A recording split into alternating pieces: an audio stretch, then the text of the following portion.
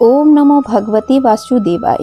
दोस्तों, हमारे सृष्टि के पालन करता श्री हरि भगवान विष्णु हैं और धन को देने वाली माँ लक्ष्मी उनकी पत्नी है। यानी जो सृष्टि का संचालन करते हैं उनके पास धन वैभव को देने वाली माँ लक्ष्मी है। तो आज हम श्री हरि विष्णु को समर्पित एकादशी व्रत के बारे में जानेंगे। महीने में 2 एकादशी आती हैं, एक कृष्ण पक्ष की एकादशी और एक शुक्ल पक्ष की एकादशी।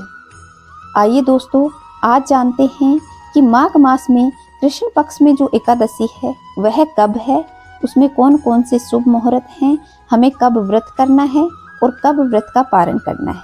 आइए जानते हैं उनकी पूजा विधि के बारे में। आप लोग चैनल पे पहली बार आए हैं तो चैनल को सब्सक्राइब कर लें और वीडियो को लाइक अवश्य कीजिएगा। साथ में कमेंट में जय श्री नारायण अवश्य लिखिएगा। तो आइए दोस्तों जानते हैं माघ कृष्ण एकादशी के बारे में। एकादशी को ग्यारस भी कहा जाता है। जो माताएं बहनें एकादशी नहीं समझ पाती हैं वह जान लें कि जो महीने में ग्यारस आती है उसे ही एकादशी कहा जाता है। माघ मास की कृष्ण पक्ष की एकादशी को सटतिला एकादशी कहा जाता है। इस दिन मनुष्य को चाहिए कि वह तिल से ही तो स्नान करे और तिल का ही भोजन करे, और साथ में जो मनुष्य जितने तिलों का दान करता है उतने ही 1000 वर्ष तक स्वर्ग में वास करता है। इसमें तिल का 6 प्रकार से प्रयोग बताया गया है। तिल का स्नान करना, तिल का उपटन लगाना, तिल का हवन करना, तिल का तर्पण करना, तिल का भोजन करना और तिलों का ही दान करना। ये 6 प्रकार के तिलों का प्रयोग किया गया है, इसलिए इस एकादशी तिथि को सटतिला एकादशी कहा जाता है। इस व्रत को करने से हमारे जीवन में जितने भी पाप हैं वे नष्ट हो जाते हैं। एक समय दालभ्य ऋषि ने पुलत्स्य ऋषि से पूछा कि महाराज, पृथ्वी लोक के मनुष्य ब्रह्म हत्या आदि महान पाप करते हैं, पराये धन की चोरी करते हैं, दूसरों की उन्नति देखकर ईर्ष्या करते हैं, साथ ही अनेक प्रकार के व्यसनों में फंसे रहते हैं। उनको नरक प्राप्त नहीं होता। इसका क्या कारण है? वे न जाने कौन सा पुण्य करते हैं जिनसे उनके सारे पाप नष्ट हो जाते हैं। यह सब कृपा करके मुझे भी बताइए। तब पुलत्स्य मुनि ने कहा, हे महाभाग, जो मैं आपको बताता हूँ वह गंभीर होकर सुनिए। जो मनुष्य भगवान श्री नारायण की एकादशी तिथि का व्रत करते हैं उन्हें जीवन में जो भी पाप किए होते हैं उनसे मुक्ति मिल जाती है, और इसके साथ ही माघ मास में जो सटतिला एकादशी का व्रत करता है वह मृत्यु के बाद स्वर्ग को प्राप्त करता है। इस दिन तिल का दान अवश्य करना चाहिए। तो दोस्तों, यह तो थी सटतिला एकादशी तिथि की महिमा।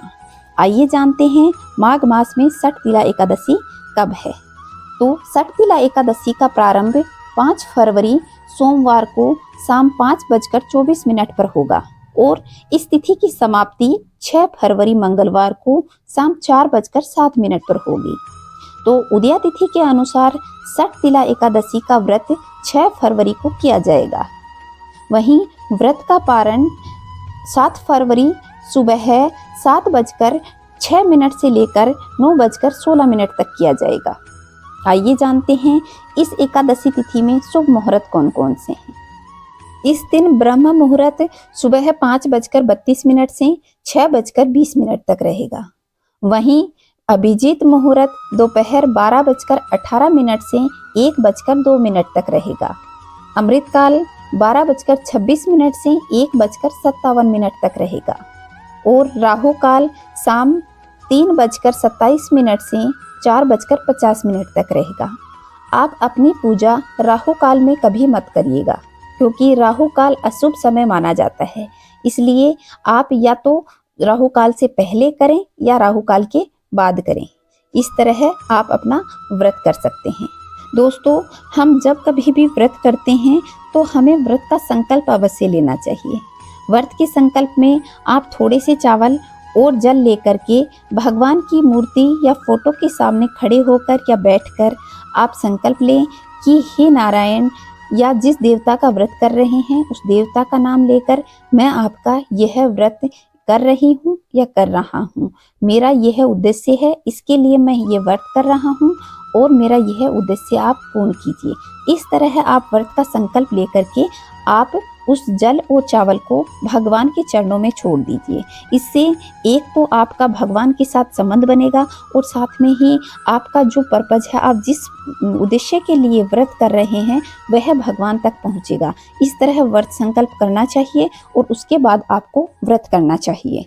व्रत के दिन आप स्वच्छ कपड़े पहने। अगर आप एकादशी का व्रत कर रहे हैं तो आपको पीले रंग के वस्त्र अवश्य धारण करने चाहिए।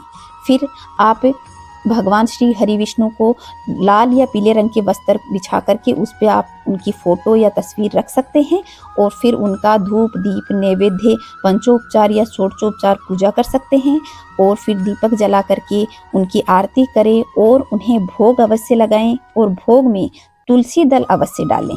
ऐसा करने से श्री हरि विष्णु आप पर बहुत ही कृपा बरसाते हैं, साथ ही साथ माँ लक्ष्मी की आप पर विशेष कृपा होगी।